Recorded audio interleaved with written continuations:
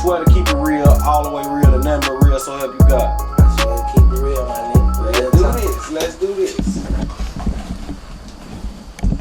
Welcome to another episode of Real Life, Real Talk. I'm your host, Dante Kingwood, and tonight we got a guest on our show. We're going to be discussing music.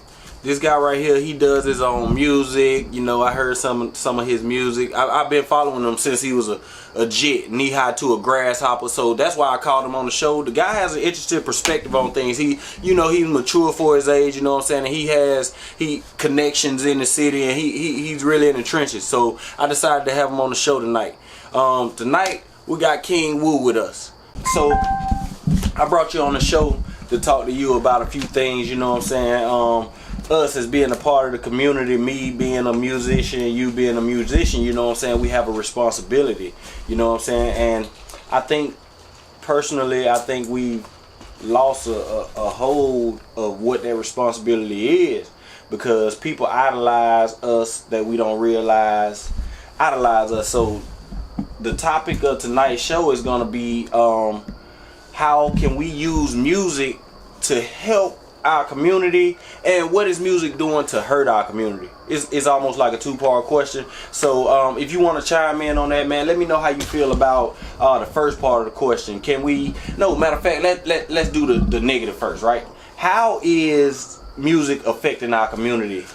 Is it negative? Is it positive? Or how do you feel it? I mean, music affects our community in many ways. Like, the negatives is like, when we listening to, I really don't want to just single out artists, but you know what I'm saying, like, say we listen to Pooh Shiesty, it influences people to like go at it, like, you know what I'm saying, we at each other, we at war with each other. Yeah, because if you think about it, when I was young, everybody know I idolized T.I., you know what I'm saying, so it kind of forced me to, not forced, but it kind of influenced me to do some of the things that he was rapping about. When we talk about our youth, they are looking up to these guys. So when you have a guy like Pooh Shiesty saying, dump the Glock, show me at work or something, and you hear the sirens in the background going off right now because somebody done dumped the Glock, that responsibility, you know what I'm saying, has been lost. So what do you think we could do to change the focus? I mean, the energy. The energy that we put out is really the energy that we gonna get. True that. The universe gonna reflect off us. Yeah. Like, if all we think is death and we being sad all the time, that's what we gonna get. That's what our spirit gonna carry. If we believe in spirits, everything we do is a spirit, some type of way. I dig that. Like, you are what you believe. Thoughts become things. You know what I'm saying? Yeah, thoughts become things. I agree with that. Like, that's what the music is, cause it's like a spirit that grab hold of you and make you do what you don't want to do. Never thought about it like that. Yeah. You know what I'm saying? Like Pooh Shiesty said, dump the Glock on me at work or something.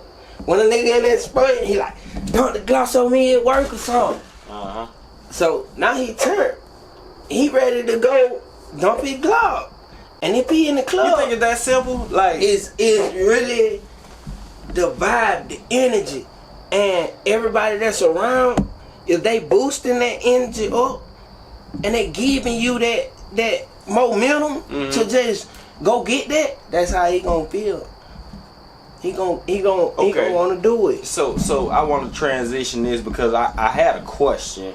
So you mean to tell me when they listen, it's influence, is encouragement to get in the car and go and dump a Glock? But I'm gonna transition that into, okay, you make music. Personally, when I made music, I was making music for entertainment. So in my music, I might have said dump the Glock. So I take my part in encouraging that. But you only know what you do. So what I tell you, T.I. was my influence. So you know what I'm saying. I was emulating almost. Because it wasn't necessarily emulating because I was living it, like I told you, you know what I'm saying? Some things did physically or actually influenced me, so now my raps is matching basically what I'm being influenced to do.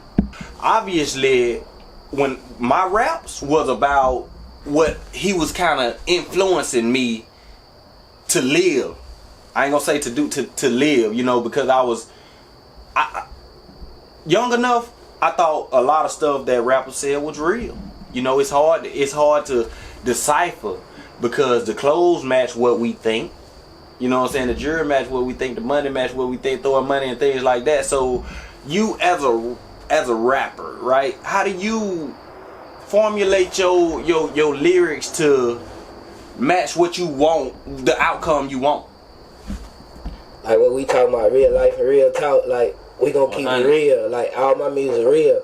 When I tell you, like I'm sipping pain out the cup, blowing smoke out the swisher, yeah. Thinking about all my nigga I miss him, yeah.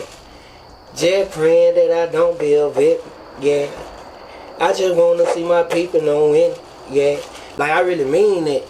Like it's pain. Like that's me. Like see, I ain't trying to be nobody else. Like how you say T.I. influenced you, and you was living that lifestyle and you thought that lifestyle was you. Well, my lifestyle is me. Like when I'm rapping, it's me. And as a rapper, I don't consider myself a rapper. I say I'm a poet because I don't rap. What they do is rap.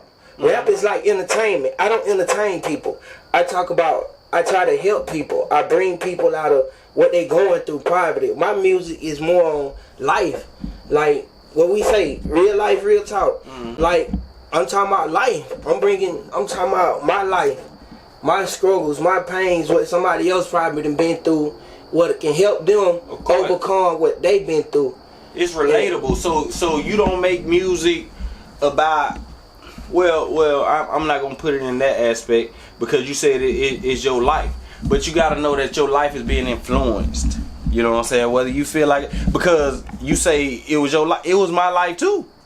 Because I had an influence, but I was actually living. So it was my life that I was rapping about. Right. You know what I'm saying? As much as possible. As much as I could actually give away at that moment, you know what I'm saying? Because of statutes of limitation and things like that. But I feel what you're saying. I applaud you for that. Because I have listened to your music and your music ain't, you know what I'm saying, dump the Glock.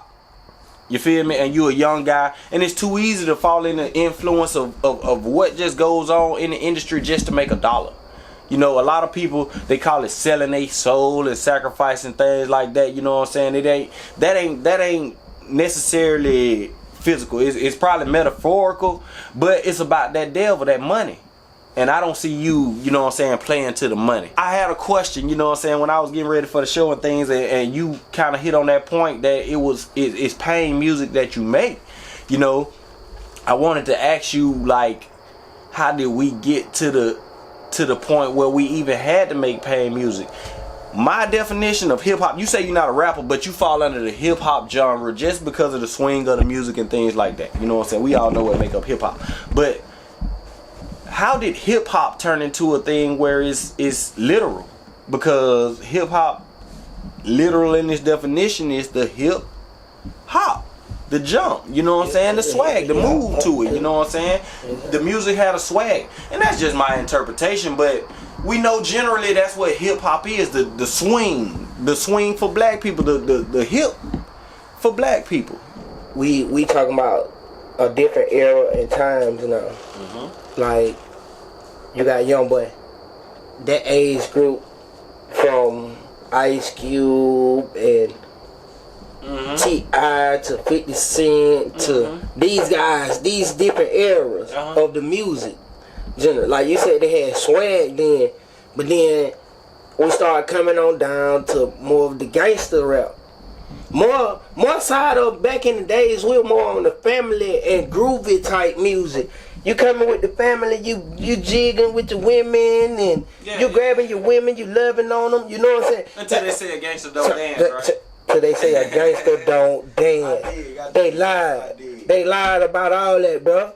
Gangsters always have soft sides, bro. Yeah. That's what niggas don't understand. Gangsters, bro, I don't consider us gangsters. I consider us gentlemen. They gave us a title in life, gangsters. I feel thug hit me tougher than gangster. When I think of gangster, I think of Al Capone. We just took we just took it and made it a term of endearment, almost like when the Scarface movie hit. You know what I'm saying? Everybody wanted to be a kingpin. Everybody want to be a gangster now, and it kind of compares. You know what I'm saying? Drug dealing, extortion, racketeering, money laundering. You know, I don't know to what degree we looking at in 2020. I've been left that life alone, but I think thug resonates more than even gangster. You know what I'm saying? Because we actually had some guys pick up the term thug to use it as a term of endearment. You know what I'm saying? So when you say gangster, I mean, I don't think it has a definition. You know what I'm saying? It's more like a way you look at a person, what you think they doing, and you classify it. It's just a term. It's just a word, another word that we use to get closer to the idea of what you're talking about. You know what I'm saying? Like, okay, I like that how you put that Al Capone with the gangster, because he's smooth, and a gangster is smooth, and that's true. And a thug, you're right, that'll hit harder than calling me. Don't call me a thug, because I'm not a thug. That hit closer to home, like it pierces my skin, like, because like right now, a lot of people look at my image and they'll think I'm a thug because of what I have on, the jewelry. But bro, I'm not a thug. Is thug and gangster interchangeable? I mean, true enough, it is there.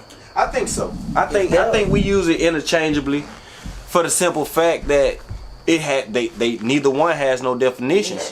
You know, it's only when you look and observe whether you can classify that or not. You know what I'm saying? Or you can read it. You know, you look at these actions and say, yeah, that's a thug, yeah, that's a gangster, or those acts was thuggish, or those acts was gangster. But get into gangster rap. You feel what I'm saying? It's just a classification. But for the sake of argument, when gangster rap was ushered in, right? It wasn't accepted. But do you say gangster rap is the reason for the rap we got today? Because yes. I really don't think Dump the Glock is the same as gangster rap. It's a new level. I think it need a new classification. But that's my personal opinion. I'm gonna say this kill music. Good. Hey, I like that. Kill music. That's kill music. The music we listen to now is kill music. Is back in the day, we really on each other head. Like, we at each other neck. For no reason. No reason. Like, you can't go ask your brother what he did. He like, spin the block, kill him. Yeah, we talked about it earlier. 38. Yeah, we talked about it earlier. Like, back in our day, a mug would tell you, hey, I'm going to do this if you do this to me. Nowadays, they don't say if you do this to me. It's like, spin the block. But what did he do? Why you spin the block on him? But what did he? I'm sorry. I mean, we took the pride. The one thing about life right now, I'm gonna tell you with the music, with the gangster, is the image. Everybody wanna uphold an image. Everybody wanna be something that they not. Everybody wanna say I went to jail. Everybody want to say they struggled now. Back in the days, let me tell you, the truth is, back in the days, people used to bully you for not having what they did have. But nowadays, it's like people don't want you to have what they have. They like, I done came up from nothing. But you used to have the J's and then this and the third. That's not nothing. That's not nothing. Up from nothing. Yeah. Like, we're not going to talk about, but you can't blame people that come up like that, because that's responsibility of their parents to take care of them. So it's cool to be hood. It's cool to be a struggle. It's cool to be on Section 8. No, I'm just saying, like, that's what they glorify nowadays. That's it. That's what they glorify. So is pain music playing into that? Everybody want to be Rod Wave's story? It's not the pain music. That's what they grab hold of. It's an influence. The influence. Yeah, we keep talking about. They grabbed it and the ear, they started to just let it hit their head. Like sometimes we can get emotional, and see, because we grow, life becomes more tense to us when we grow. We starting to learn more and more and more about life that we didn't know. Like when we in school, they didn't teach us things that we're going through now in life. They didn't tell us about the relationships, the heartaches, the breakups that you'll have in life. They didn't teach you about that in school. They wanted you to read about who was traveling in the world. I don't want to read about who traveling in the world. Teach me how to get some money. Teach me how to get some money out here. That's the problem, bro. We failed. They say if you stay in school, get an education, they're gonna give you some money. That's not the. We found that out to not be true. True. All right, so let's transition this thing, right?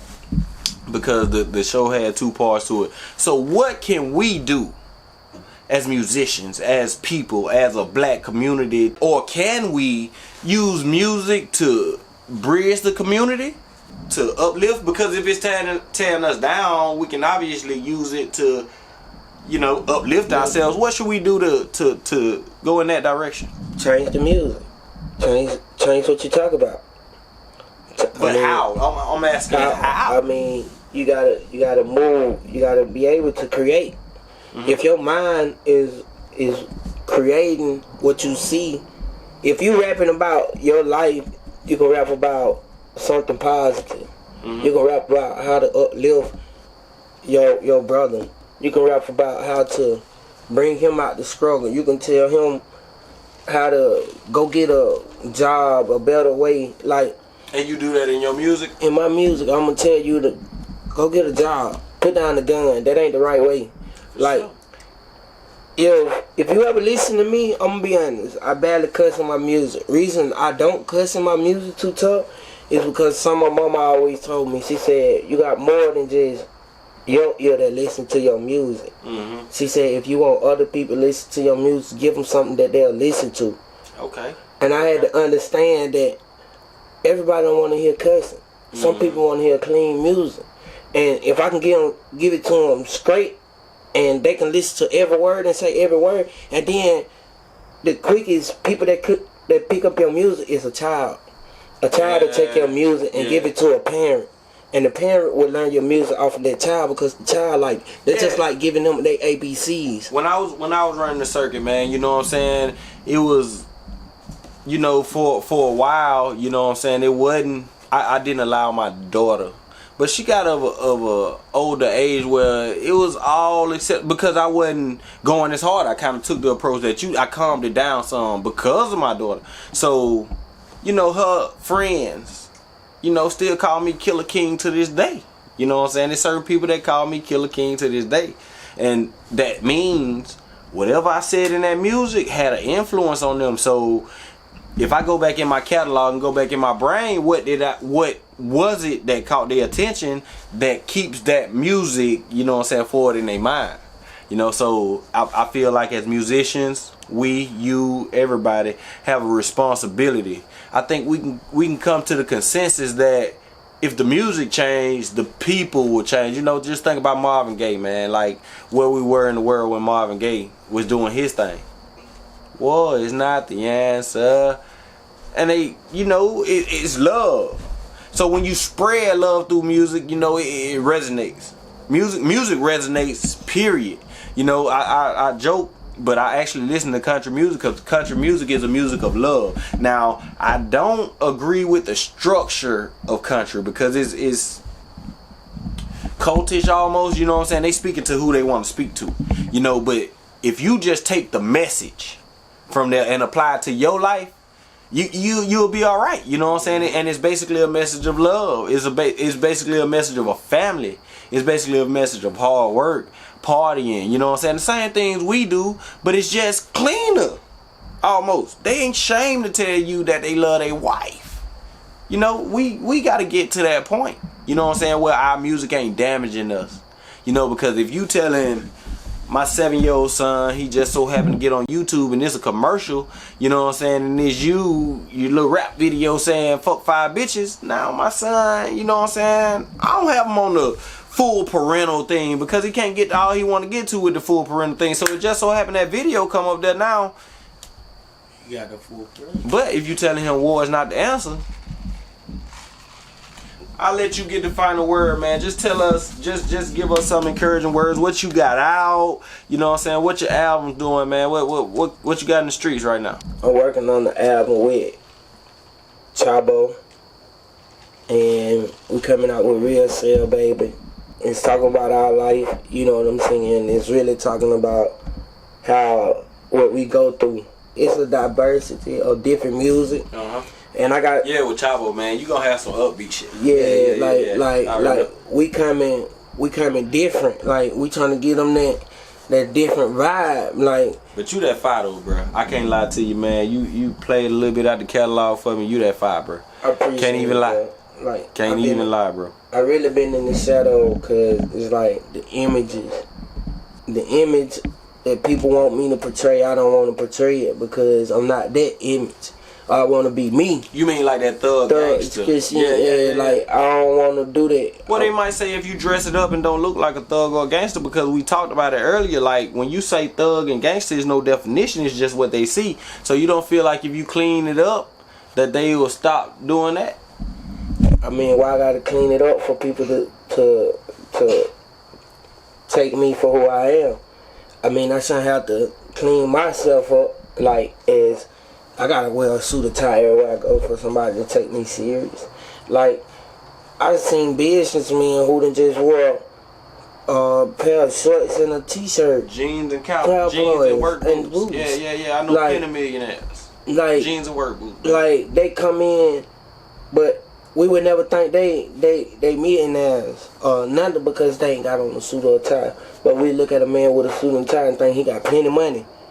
But you don't want everybody to think you got plenty of money because that's when they run up and rob you. Or they run up and say, I'm finna bust him across the head.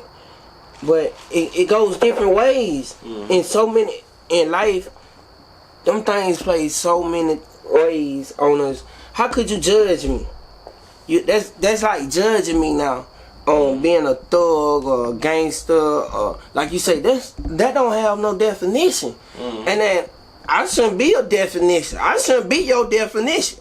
Cause that's So what we looking for in your music? What you got coming up? Like, that nigga fuck me up. Is that nigga the goddamn?